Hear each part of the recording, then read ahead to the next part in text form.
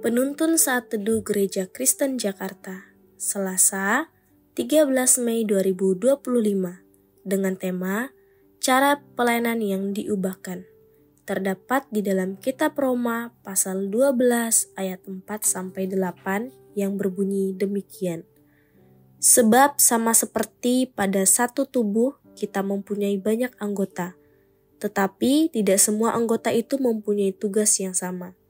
Demikian juga kita, walaupun banyak, adalah satu tubuh di dalam Kristus. Tetapi kita masing-masing adalah anggota yang seorang terhadap yang lain. Demikianlah kita mempunyai karunia yang berlain-lainan menurut kasih karunia yang dianugerahkan kepada kita. Jika karunia itu adalah untuk bernubuat, baiklah kita melakukannya sesuai dengan iman kita. Jika karunia untuk melayani, baiklah kita melayani. Jika karunia untuk mengajar, baiklah kita mengajar. Jika karunia untuk menasehati, baiklah kita menasehati.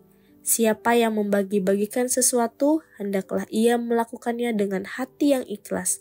Siapa yang memberi pimpinan, hendaklah ia melakukannya dengan rajin.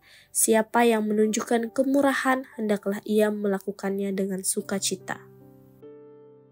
Terlibat dalam persiapan HUT GKJ ke-60 tahun kemarin menjadi pengalaman yang berarti bagi saya sendiri. Dalam persiapan perayaan ini, saya dapat merefleksikan betapa kayanya Allah itu karena melihat umatnya dengan berbagai macam kemampuan menjadi satu dalam persiapan pelayanan ini.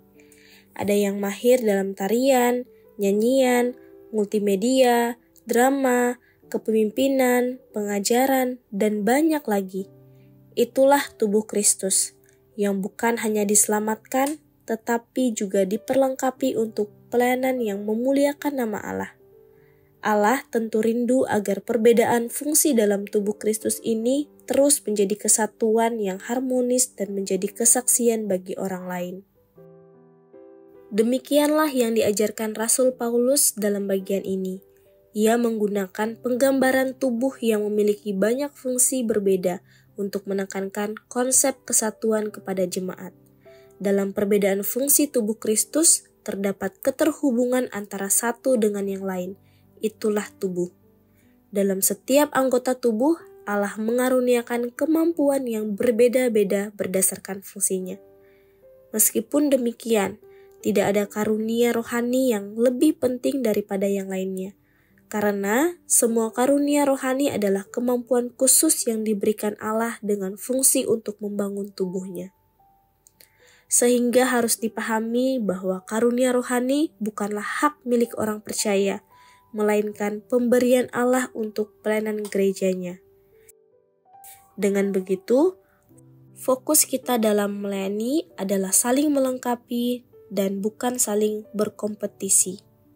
Cara pelayanan kita akan berbeda ketika kita mengerti apa yang diajarkan Rasul Paulus mengenai tubuh Kristus. Kita tidak lagi berfokus untuk mengalahkan orang lain, menjadi superior dalam pelayanan, atau enggan membagi tugas. Kita harus bersedia saling melayani. Saling melayani harus menjadi spirit yang menggerakkan pelayanan umat Allah. Karena dengan kita bersedia saling melayani, Kristus akan semakin nyata dan dimuliakan melalui pelayanan gerejanya. Murid Kristus melihat pelayanan sebagai tempat untuk memberi diri membangun gereja Allah sesuai dengan karunia-Nya.